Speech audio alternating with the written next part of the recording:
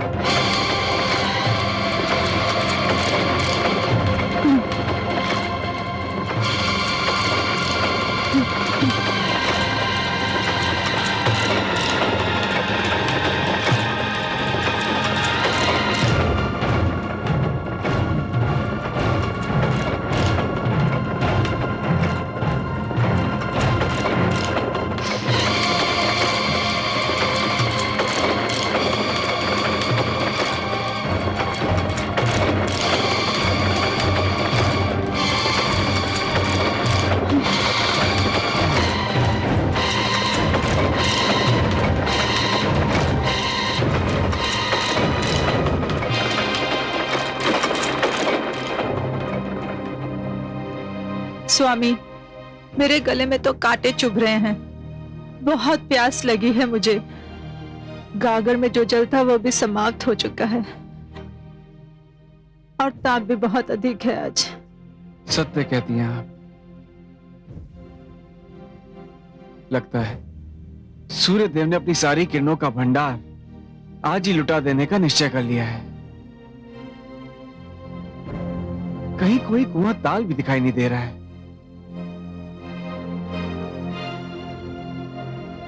स्वामी, वह देखिए, वहां एक कुटिया दिखाई दे रही है। कहां? वहां। संभव है हमें वहां जल मिल जाए। महारानी, इस दहकते हुए नर्क में ये कुटिया वैकुंठ के एक छोटे से टुकड़े के समान लग रही है। वहां अवश्य में प्यास बुझाने की सामग्री मिल जाएगी। शीघ्र चलिए स्वामी। चलिए। चला। हाँ।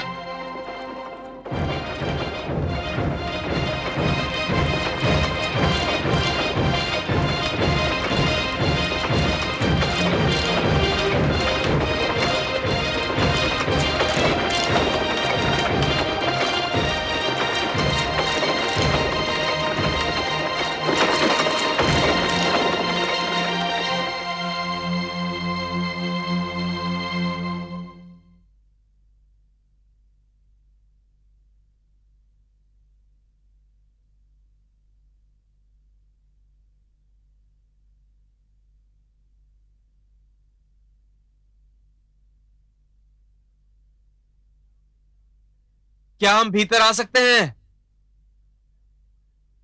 हम प्यास के मारे दो यात्री जल ग्रहण करना चाहते हैं।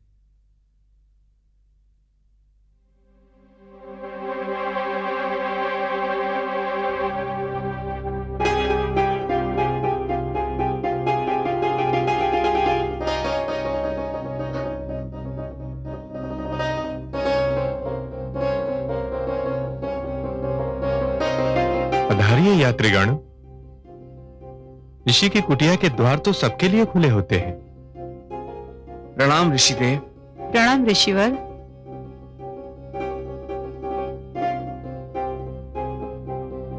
अरे आप तो महाराज विरोचन हैं और आप अवश्य महारानी विशालाक्षी होंगी। आप दोनों का भूरी भूरी स्वागत है। पधारिए। ऋषिदेव, क्या मैं आपका शुभ नाम जान सकता हूं? ये सब औपचारिकता तो होती ही रहेगी, किंतु मैं देख रहा हूं आप दोनों पसीने में तर हैं, बहुत प्यासे भी। पहले थोड़ा जल ग्रहण कर लें, परिचय भी हो जाएगा। शिष्य, अतिथिगण की प्यास बुझाने का प्रबंध करो। क्या तुम देख नहीं रहे कितने प्यासे हैं दोनों?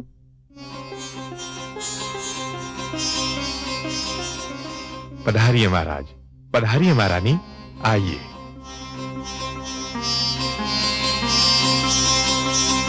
पधारिए, आइए।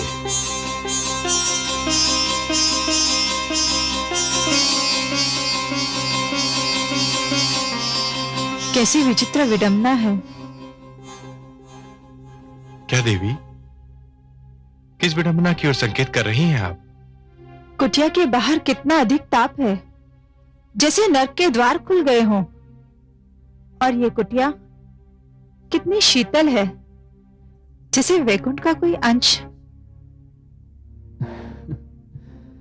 महारानी, एक ऋषि की कुटिया है।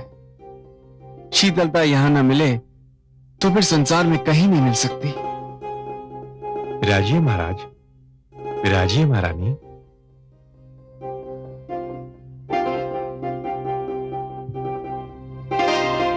लीजिए, जल आ गया। अतिथिगण जल ग्रहण करें। ये जल भी बहुत शीतल है, सारे जीवन की प्यास बुझा देगा।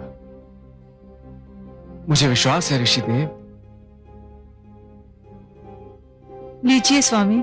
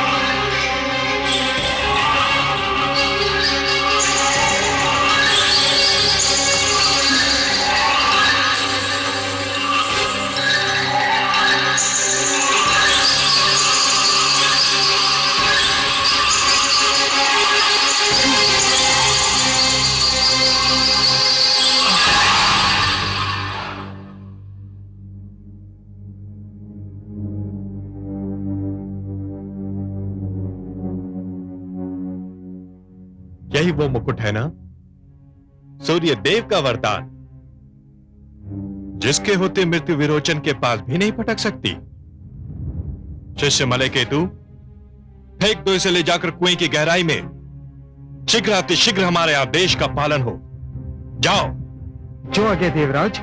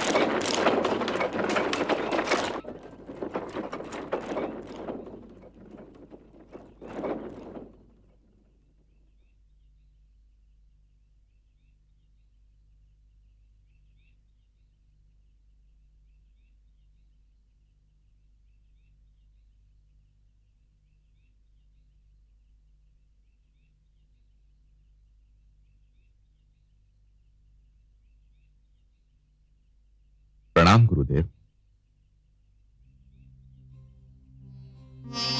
आयुष्मान भव।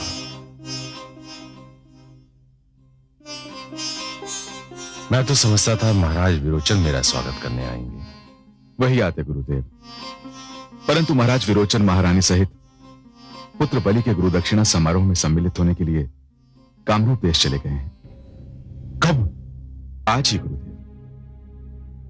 परंतु वे दोनों अकेले ही चले गए गुरुदेव।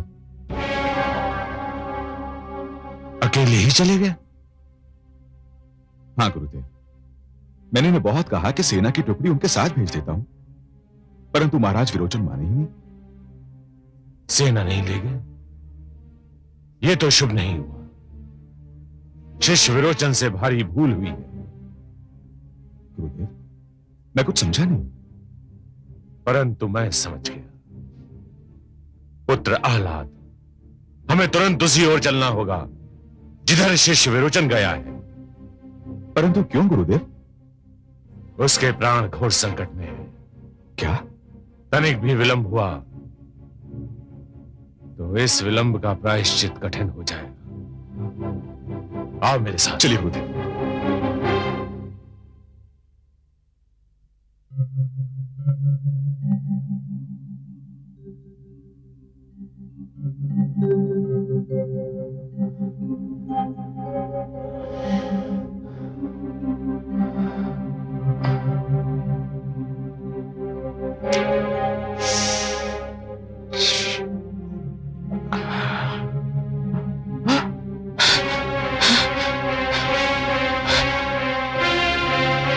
मेरा स्वर्ण मुकुट।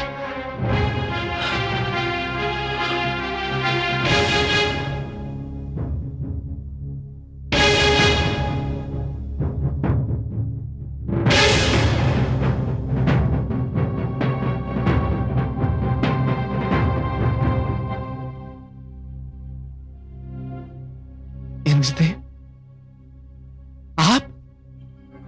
हाँ, मैं। ये सब क्या है? क्या चाहते हैं आप? कुछ अधिक नहीं। मैं केवल यह चाहता हूं कि तुम अपना वो निर्णय लौटा लो जिसके अंतर्गत तुमने अपने राज्य में विष्णु के अतिरिक्त शेष सभी देवताओं का पूजन बंद करवा दिया है। क्यों? भगवान विष्णु की पूजा से आपको क्या आपत्ति है? भगवान विष्णु की पूजा पर हमें कोई आपत्ति नहीं, परंतु अपनी पूजा न होने पर हमें अवश्य आपत्ति है। ये वर्षों से चली आ रही परंपराओं के प्रतिकूल है। परंतु मेरे विचार में ये सर्वथा नियमों के अनुकूल है।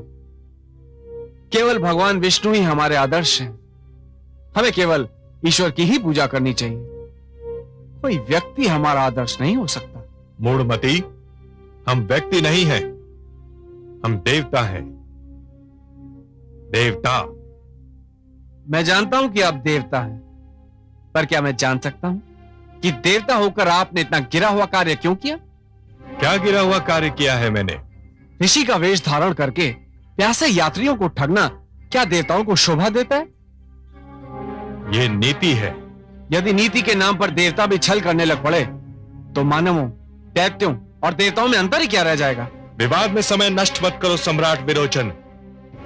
तुम अपना निर्णय वापस लेते हो या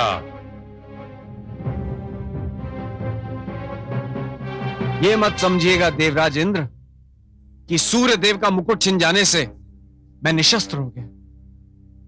मुझे शस्त्र विद्या भी आती है, परंतु इस समय मैं अपने पुत्र के गुरु दक्षिणा समारोह में सम्मिलित होने के लिए जा रहा हूं।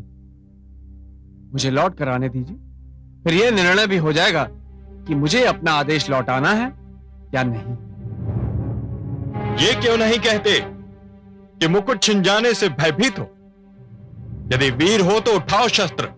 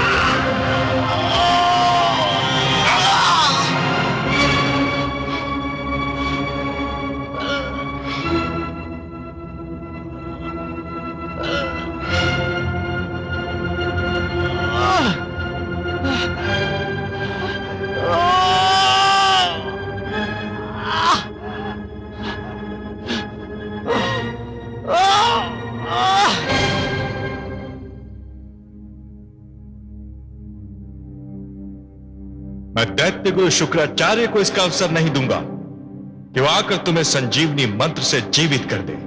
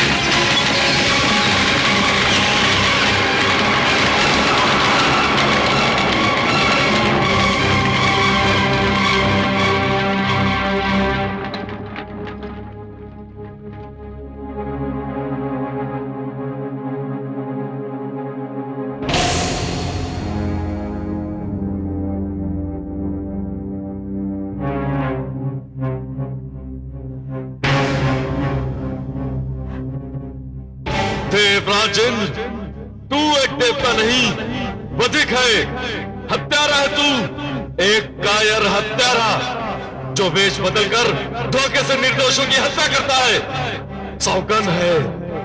सौगंध है मुझे अपने पिताश्री की आत्मा की, जिन्हें तूने छल से मार दिया। जब तक मैं तेरे अभिमान को विध्वंस न कर दूं, जब तक तुझे तेरे सिंहासन से उतारकर मिट्टी में ना मिला दूं, तब तक स्वयं पर अन्न जल निंदा वर्जित रखूंगा।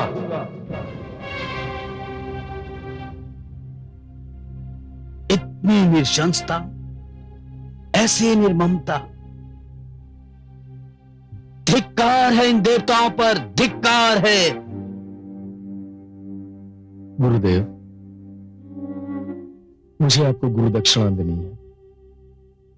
मैं दूंगा गुरुदेव, अवश्य दूंगा।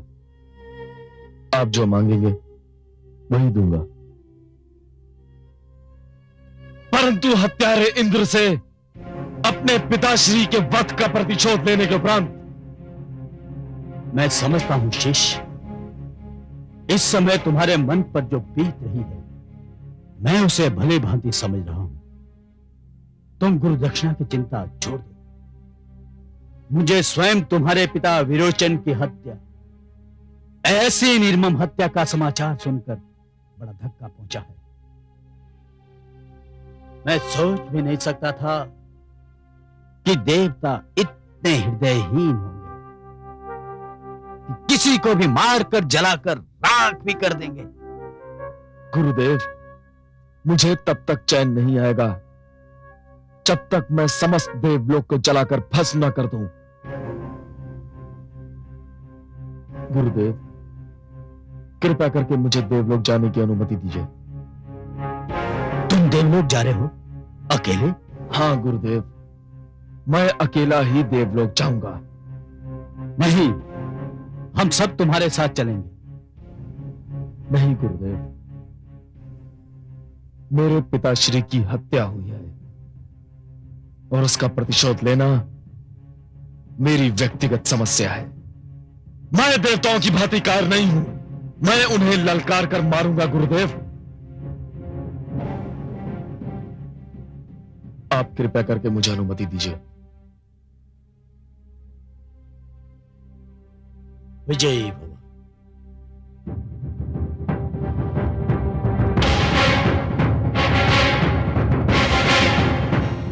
चला था हमारी पूजा समाप्त करने, हमने उसी को समाप्त कर दिया।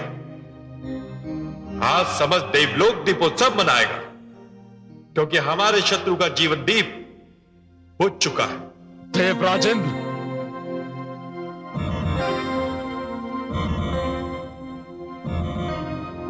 एक जीवन दीप तो तुमने अवश्य ही बुझा दिया, किंतु उस ज्वाला को तुम कदापि ना बुझा पाओगे जो प्रतिशोध की सौगंध से मेरे मन में भड़क उठी है। कौन हो तुम बालक? मैं वही हूं देवराजेंद्र, जिसके पिता को तुमने कायरता से मार डाला। मैं वही हूं जिसके पितामह प्रहलाद ने तुम देवताओं को कारागार से छुटकारा दिलाया था, और उसका उत्तर तुमने यूं दिया कि उसके निर्दोष पुत्र अर्थात मेरे पिताश्री को जलाकर राख कर दिया। देवराजेंद्र, मैं विरोचन पुत्र बलि हूं। विरोचन पुत्र? यहां क्यों आए हो? क्या तुम नहीं जानते कि मैं यहां क्यों आया हूं? मैं तुम्हारी इस भारी सभा में यह घोषणा करने आया हूं कि जो संधि मेरे पितामह प्रहलाद ने की थी, वो संधि अब मैं समाप्त करता हूं। देवराजेंद्र, मैं तुम्हें तुम्हारे इस सिंहासन से नीचे उतारने आया हूं, और हां, मैं तुम्हारी भांति कायर नहीं हूं जो पीठ पर आघात करता है। मैं तुम्हारे समक्ष आकर तुम पर आक्रमण करता हूं। लो, संभालो मेरा वार।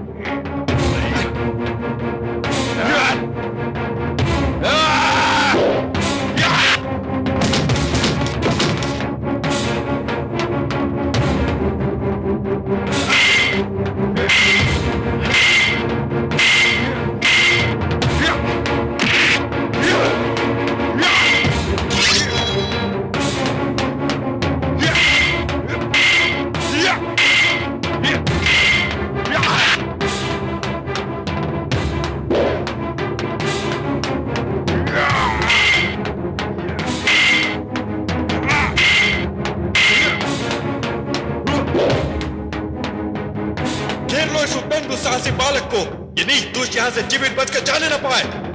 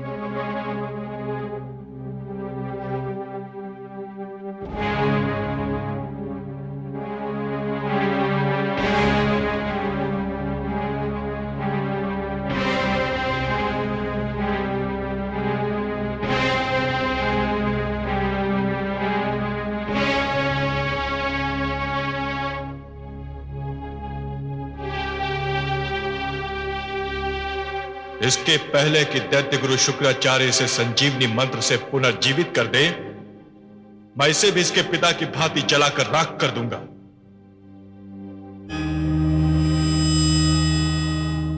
रुक जाइए देवराज इंद्र, रुक जाइए। लक्ष्मीपति आप? आज तो आपने देवत्व की परिभाषा ही बदल दी देवेंद्र। आज तो ऐसा लग रहा है कि देवत्व और पशुता एक ही अर्थ के दो शब्द हैं। इतनी निर्ममता, इतनी नृशंसता, भूल तो आपसे कई बार पहले भी हुई है देवेंद्र, परंतु आज तो आपने समस्त देवलोक के इतिहास को कलंकित कर दिया।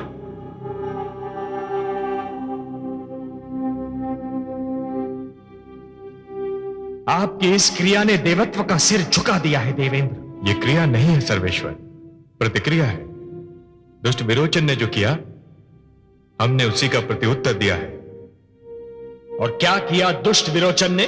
उस अधम ने तो हमारी पूजा बंद करवा दी थी। आप तो देवता हैं, आपको तो यह ज्ञात होना चाहिए देवराजेंद्र कि पूजा किसी के प्रति स्नेह और श्रद्धा की ऐसी भावना है जो यदि मन में जन्म ले तो कोई उसे दबा नहीं सकता, परंतु यदि मन में जन्म ना ले तो कोई उसे उत्पन्न भी नहीं कर सकता। परंतु हे पद्मनाभ, हमारी पूजा तो न जाने कब से निरंतर होती चली आ रही है। यज्ञ में समिधा डालते हुए नाम लेने को आप पूजा कहते हैं देवराजेंद्र? चरणों में फूल चढ़ाने को आप पूजा कहते हैं देवराजेंद्र? हाथ जोड़कर शीश नवाने को आप पूजा मानते हैं? नहीं देवेंद्र, यह पूजा नहीं है।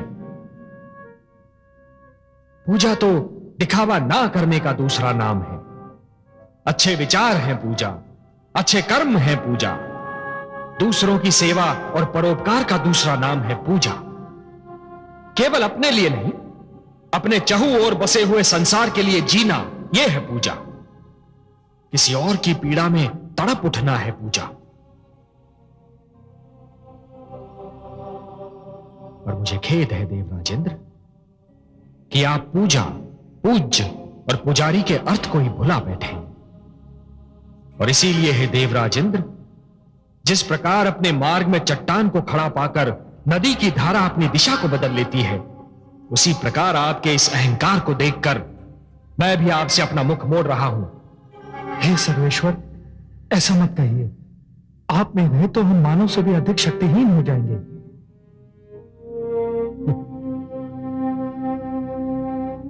सत्य पूछिए तो यदि ऐसा हो भी गया तो मुझे उसमें तनिक भी दुख नहीं होगा, क्योंकि कई बार मैंने मानव को आप लोगों से अधिक श्रेष्ठ पाया है।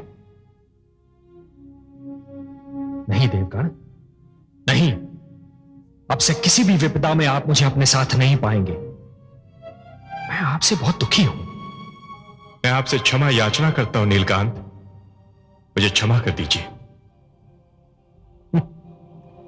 क्षमा करने वाला मैं कौन होता हूं देवराजेंद्र? आपको तो क्षमा मांगनी चाहिए विरोचन से, जिसका शरीर आपने जलाकर राख कर दिया। आपको क्षमा मांगनी चाहिए विरोचन पुत्र बलि से, जिसकी आप सब ने मिलकर निर्मम हत्या कर दी। तो क्या अब कुछ नहीं हो सकता?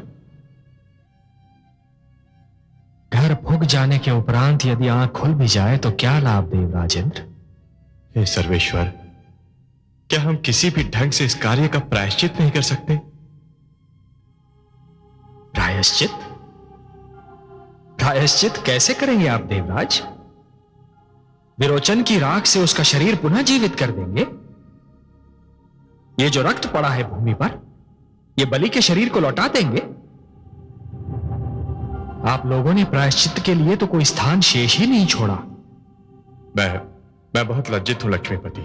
आपकी लज्जा किसी काम की नहीं देवराजेंद्र।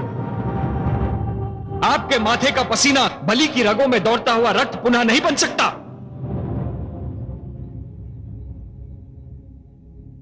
एक शिष्टाचार शेष रह गया है, केवल एक शिष्टाचार, जिसका प्रदर्शन आप कर सकते हैं, बल्कि उसका प्रदर्शन आपको करना ही चाहिए।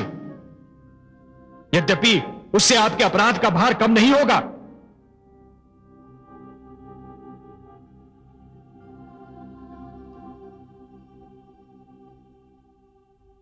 आज्ञा दें जनार्दन।